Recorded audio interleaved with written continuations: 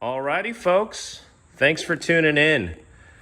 I thought I'd do a video on my current GoPro setup, just some tips that I've picked up on the way that may help you. The first being the GoPro has a looping feature, which some of you may not know, which is great. And so basically what that is you can set an interval, let's say 5 minutes or 20 minutes. If nothing happens during that period, it'll just continuously record over that interval period.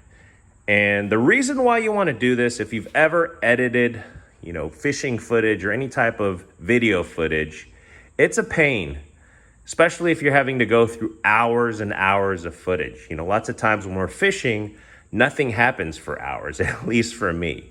No fish catches. And so you want to be able to quickly edit that.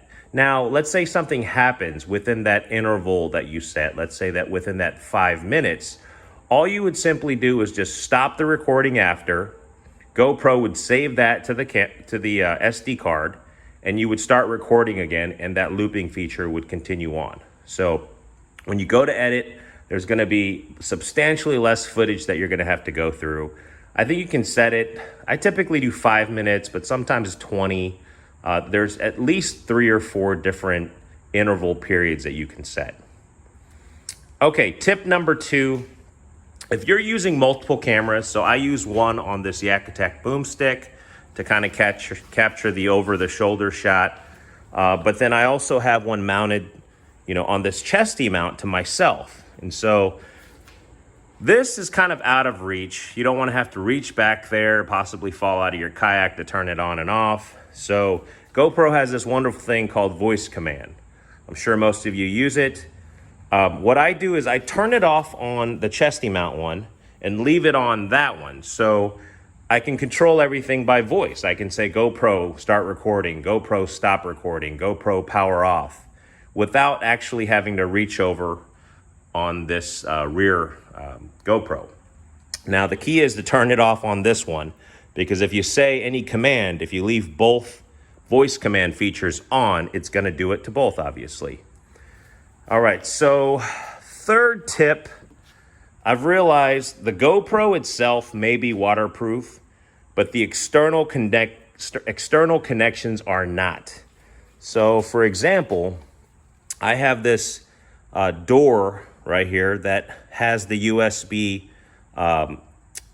output here. So yes, the GoPro, when it's closed, is waterproof, but not with this specific door, as you can see there. And so a simple solution to that is you can use any type of putty. I use this silicone rainproof putty from YOLO Tech, just to make sure it's watertight. And the same thing, if you're using external battery pack, power pack, make sure that connection is waterproof as well.